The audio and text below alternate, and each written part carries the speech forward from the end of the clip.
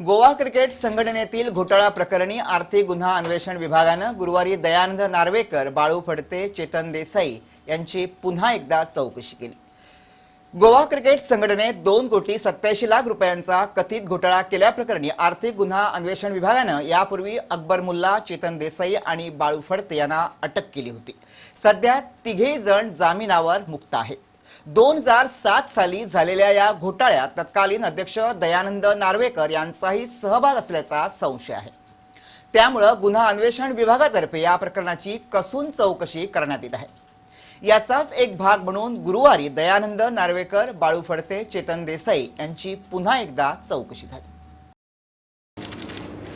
sir किती वापरली sir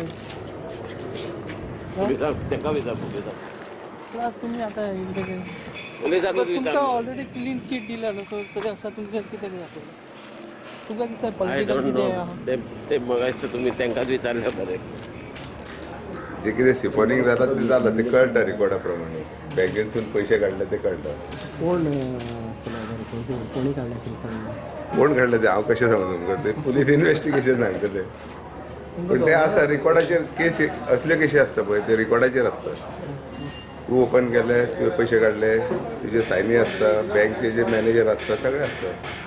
कितल्या जाणांक आपयले कितल्या जाणांक आपयले 4 जणांची नावं घेतली 4 जाणांक आपयले कोण तुम्ही आणि कोण हांव आता ते 2 जाण घडले चेतन बाळू आणि दुसरं कोणी येयला जाल्यार नको